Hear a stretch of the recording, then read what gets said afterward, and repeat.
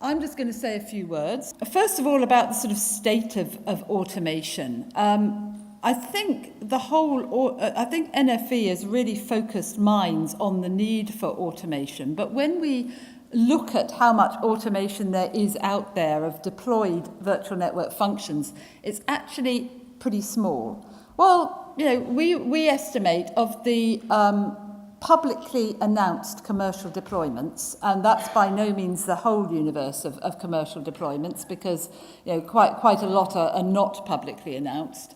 We reckon that probably just under 80% are not automated at the moment. And if you saw Axel's keynote this morning, he talked about 3 deployment models. The full stack, which is that 78%. Those tend to be just functions that are being put in as virtual boxes. They tend to be put in there without any kind of automation, and they're hooked up to normal manual processes and OSS systems.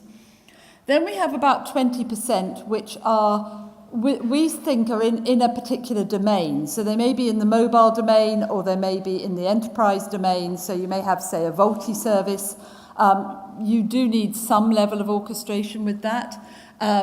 Or you may have an enterprise SD-WAN, VCPE type service, and again, those tend to be more, they tend to have some level of orchestration. So they tend to be a little bit more automated.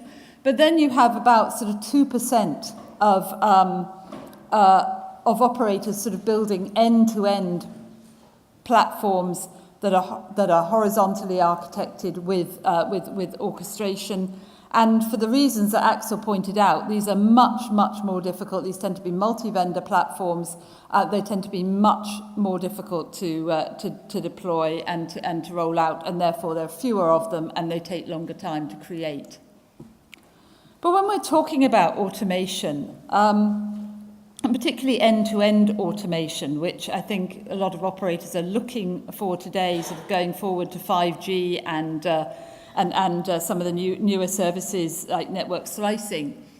We're really talking about automation taking place in 3 different domains, and these 3 different domains are 3 different constituencies within most operators, and they've all got to sort of be reconciled somehow. And I think that's one of the difficulties here. We're seeing automation take place in islands. We're seeing it not necessarily in some sort of overall joined-up platform type architecture. So you've got obviously you've got some NFV automation, as I said, very little at the moment. You've got obviously OSS. The OSS people have been doing some level of automation for some time.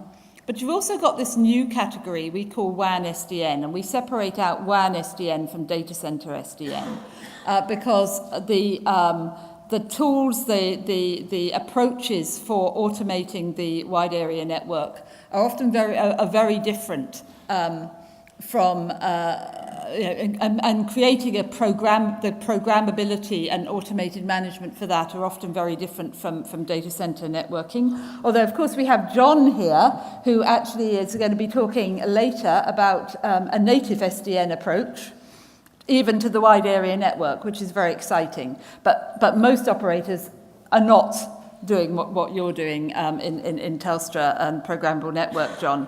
So very exciting to hear what you're talking about. But these sort of platforms that are coming out in WAN SDN are often coming from the network equipment vendors. And what's interesting about that is in many ways, if you look at the range of functions they're offering, they're often cannibalizing the OSS. So there's a bit of tension there building, we feel, between the network engineering and ops guys and the OSS people. And there are sort of various approaches that operators are taking to overcome this. This is an example from Windstream, where they are using a single platform, in this case Sienna Blue Planet, and they're bringing their ITOSS people and their network ops and engineering people together around that platform, using the platform to as a forcing function for a more DevOps way of working. And then we've got what Vodafone calls domain orchestration. I'm not going to sort of dwell on this because I think we've got a talk from Netcracker just after me on what that is. But basically that's looking at how you, instead of having very separate OSS SDN and NFV automation islands, that's trying to bring all three constituencies together around whatever a domain is, whether it's a service or a technology or a geography.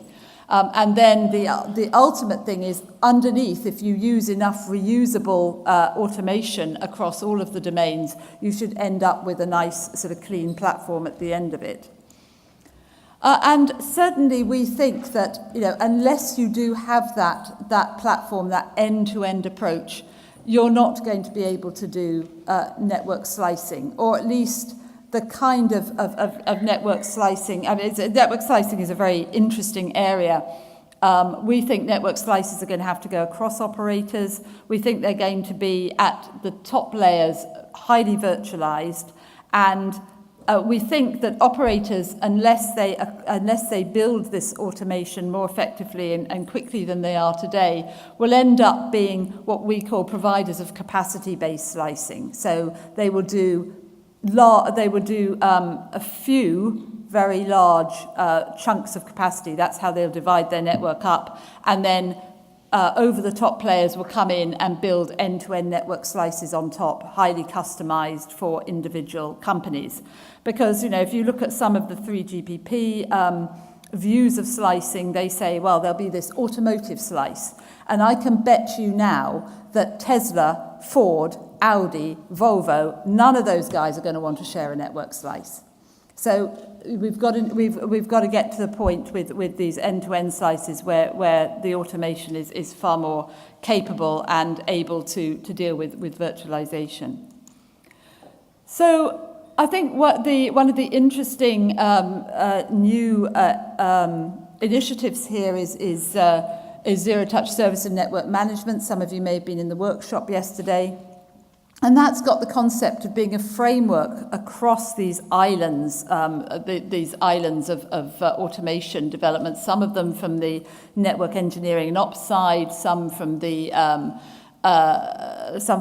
mobile network domain, some from the OSS side. And everybody's got their, as I say, everyone's got their own take on automation. We need some way of bringing it together so we can do this more sort of end-to-end vision with automation. But that's really enough from me. I'd like to move on now to our first speaker.